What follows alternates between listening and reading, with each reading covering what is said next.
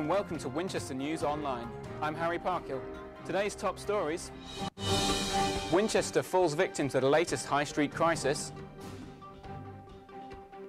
Brian backs opening of a new community library in Stanmore. Money is short, we understand you have to save money, but we don't accept losing our library. In sport, Hampshire cricket bowls into new partnership down under.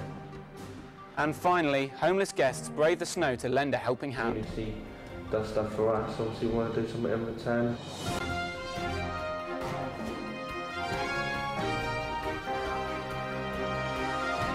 Prime Minister David Cameron's speech on Europe. If the Tories win the next general election, they'll hold a referendum on whether the UK should stay in the EU. Our political editor, Nadine Forshaw, is with me now. Nadine, how does this affect us? Well, this really does affect Winchester. Our local MP, Steve Bryan, is a bit of a rebel when it comes to Europe. Here we have him talking to Winol 2 years ago, when it first got brought up in Parliament. I think we should be in Europe, but not run by Europe. I do not want Britain to be part of a super-state. I do not want it to be part of a political project. I don't agree with ever closer union. I think Britain has some benefits to being part of the European Union, but there is many non-benefits to that, and it's costing us billions of pounds a year for the privilege of it. We need to be in Europe, not run by Europe. Well, that is a strong stance. Do you think he's going to be causing some trouble? Quite possibly. I can really see him fighting the Eurosceptics' corner. Thank you, Nadine. We will be following up this news with a feature interview of Steve Bryan in the coming weeks, so stay tuned to Winol. In other news, high street giant Blockbuster became the third firm to call in administrators in the new year. It follows in the footsteps of Jessop's, the electronics store, and HMV.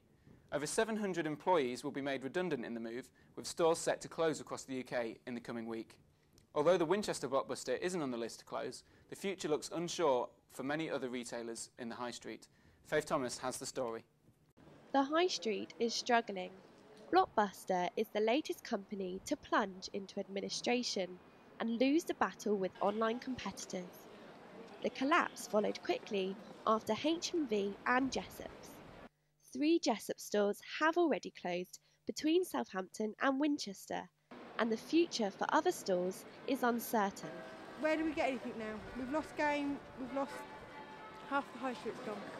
I use the Sky app and watch up-to-date films on my iPad through 3G and so forth. So yeah, if I want to rent a film, I'll do it online.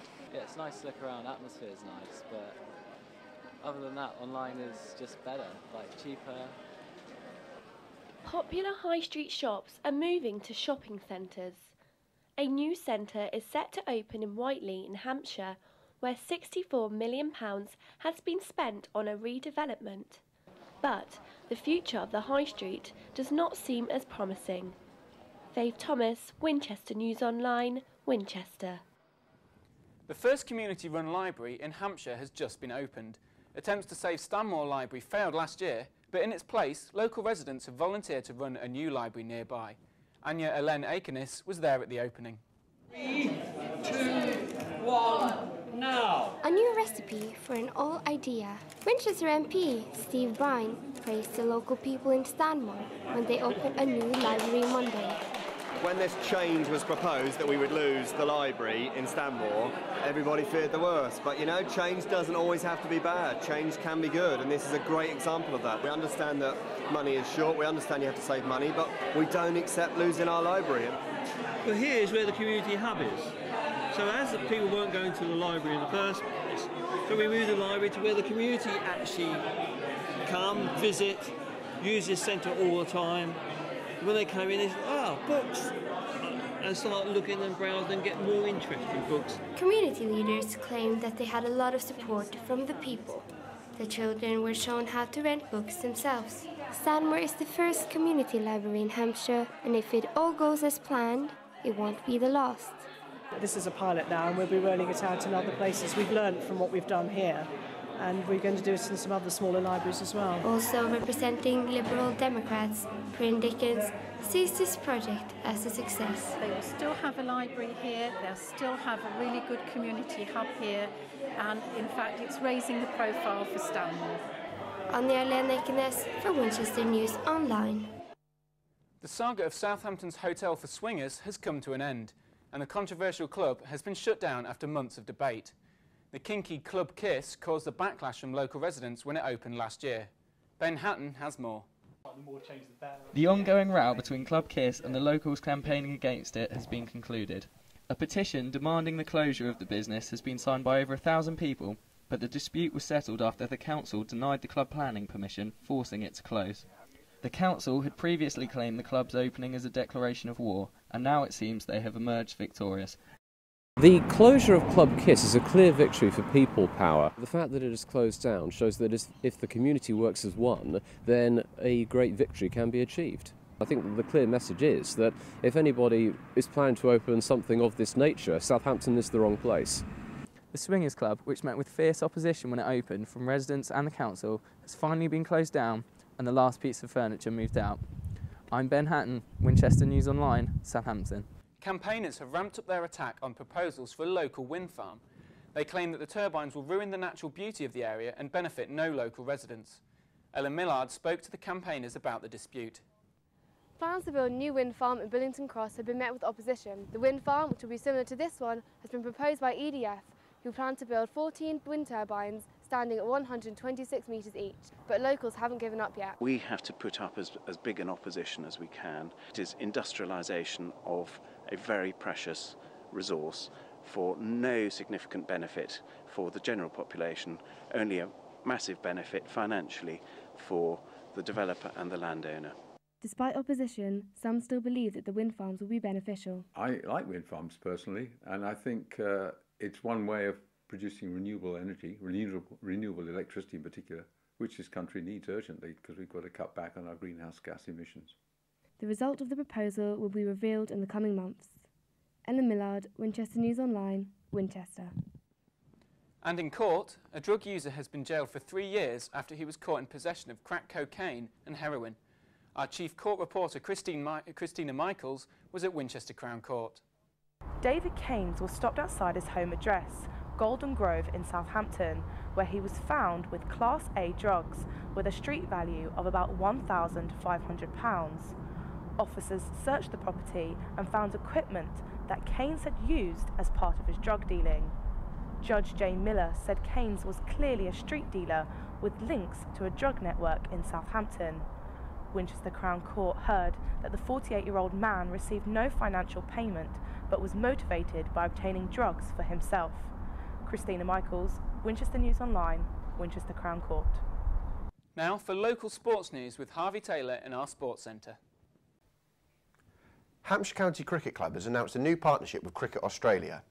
The new Aegeus Bowl International Cricket Academy in Southampton will allow Aussie youngsters to experience another side of cricket. Jack Griffiths reports. It may only be January, and it's certainly not cricket weather, but Hampshire have confirmed this month that Cricket Australia will be bringing 6 new Australians to join the Southern Electric Premier League this summer. The 6 Australians won't be playing for the county's first team, but instead will aid in nurturing local talent, both in the academy and at local clubs. We spoke to Communications Manager Simon Vincent, who told us his ambitions for the project. What we can hope is that obviously having these fantastic players over here from Australia, working with some of our younger players who are perhaps coming through the system, the hope is that obviously we can then, they can transfer some skills to them and we can reciprocate in some way, and obviously that's only going to benefit both sets of players. Hampshire begin their quest for promotion to Division 1 of the County Championship on April 10th against Leicestershire. Jack Griffiths, Winchester News Online, Aegeus Bowl. Eastleigh fans and staff were left disappointed last night after their efforts to clear the pitch of snow were in vain and their game with Truro City was postponed for the 4th time. The game was called off 4 hours prior to kick-off when the away team were caught in a blizzard en route to Eastleigh. Fixtures were also disrupted at Winchester City, Basingstoke Town and Basingstoke Rugby Club over the weekend. And finally, Inspire a Generation. That was the slogan of the 2012 Olympic and Paralympic Games, and that's exactly what they've done in Southampton, where a new crop of wheelchair rugby players is aiming to make the cut for Team GB in Rio. Winol's Liam Garahan went to a training session to find out exactly why they call the sport murder ball. Wheelchair rugby was one of the most anticipated events of the Paralympics. It's fast, it's entertaining and it's brutal. The aim of the game is simple. Get the ball over the opponent's line in less than 40 seconds. The tempo is relentless.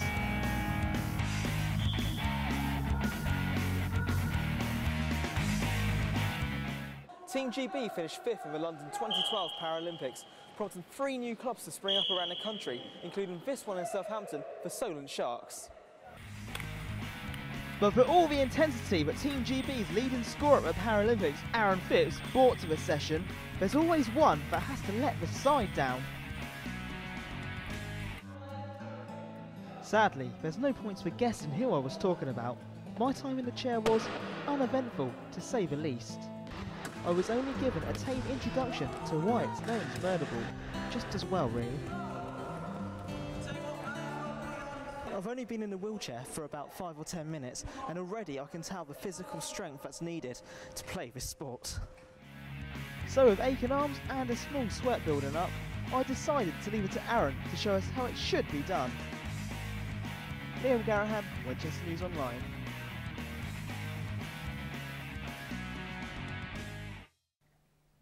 And that's all for sport this week. But to see what Winchester students have been up to in Give It a Go week, tune in to Sports Week on winol.co.uk. And finally, recent snowfall could have turned Winchester into an icy hell, but thanks to homeless guests from the local night shelter, it remained a winter wonderland. Nadine Forshaw wrapped up warm for this report. Heavy snowfall on Friday caused major disruption across the country, but the homeless community were out in force, helping to rid the streets of snow.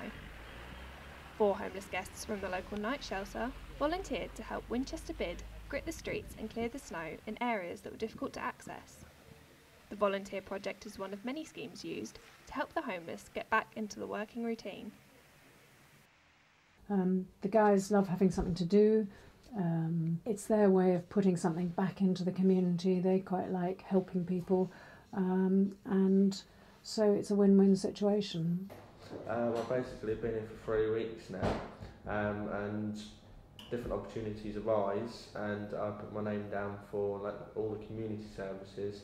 So obviously we get something in return as well, and obviously we get to the community does stuff for us. Obviously we want to do something in return to keep the paths in Britain safe. The night shelter provides safety and comfort for vulnerable people. However, not all homeless residents accept the help that is offered to them. There are a very small number of people who do not wish to engage with us or with any other agencies, and we think that's probably somewhere 2 or 3 people who probably still will be sleeping on the streets. As the snow is set to continue for a few more days, the work of volunteers will be more important than ever. Nadine Forshaw, Winchester News Online, Winchester. That's it for today, but for more award-winning news, sports and features, head over to winol.co.uk. Goodbye.